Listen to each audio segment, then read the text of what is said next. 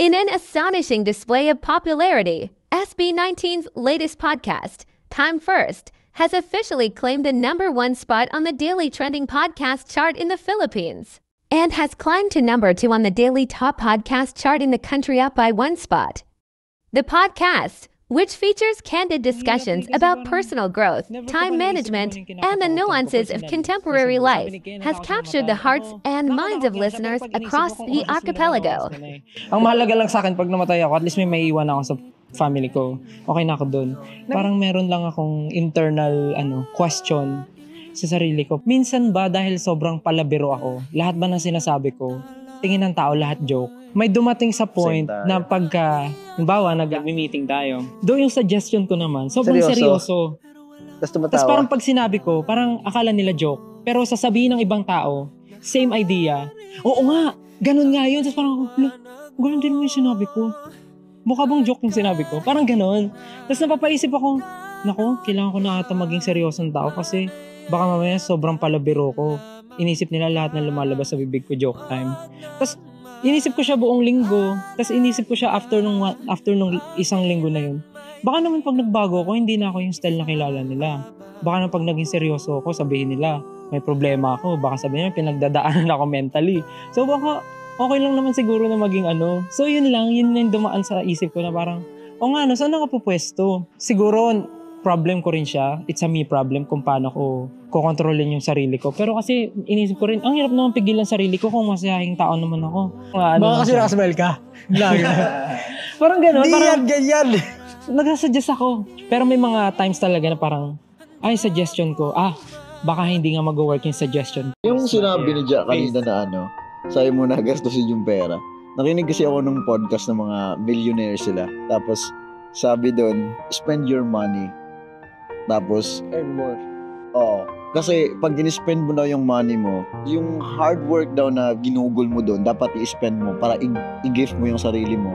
Para motivated ka na gumawa ulit ng mas madami. So, yun yung natutunan ko. And then yung happiness na nabibigay nun, kasi gift mo yung sarili mo, yun yung nagbibigay sa'yo ng energy to work even harder. So, na-realize ko rin yung ganung bagay. And siguro iba-iba lang din tayo ng preferences talaga, like mindset when it comes to these kinds of things. Pero yun yung nag-aano sa akin ngayon. Dapat i-reward. Dapat nga i-reward natin. Kaya nga si Pablo. Bago nga na Pablo, ninja lang. Now, isipin yung 7 years na yun. Is it 7 years na or 7 years pa lang? Tayo. 2016 tayo. 10 years na? Almost 10 years kami. Pero feeling ko hindi naman tayo maghihiwalay. Kasi gumawa tayo ng baby together. Hindi ka sure. Onesie. Hello. Napaisip ako doon, pre, Hindi. Kumbaga, sinasabi niya kasi, is it 7 years na or 7 years pa lang? Nahahabaan na ba tayo or kulang pa yung 7 years for us? Kulang. 7 years pa lang. Kasi meron silang sinasabi na pag yung boy group umabot ng 5 years, after nun, disband na. So ngayong taon natin malalaman. Hindi kasi parang dati pa lang nagsasabi na yung mga fans parang aabot ba sila ready ba sila ng 7? Kasi pag nalagpasan natin yung 7, magtatagal daw siya. Pero pag hindi tayo umabot ng 7. Kaya ako nasabing 7 years na. Kasi ang swerte natin, nalampasan natin yung 5. Doon sa 7 years na yun, parang lumaki naman tayo. Kumbaga sa parents, napalaki tayo ng maayos. So, with that, since 7 years, magsa-7 years na tayo, naisip nyo ba kung kailan tayo magsa-stop? Sabi ko nga hindi tayo pwede mag-stop kasi may baby nga tayo.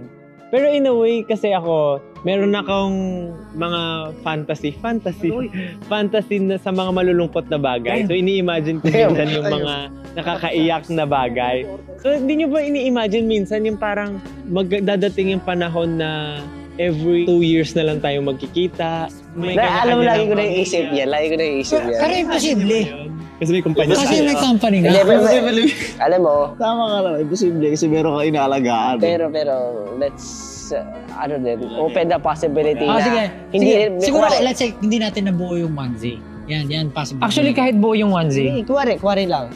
Bilang, tinamaan ng mental health or lilipat ka or mag-asawa na si Justin, magpapabakus na ako sa family ko, ganito pa rin na-realize ko, ganyan.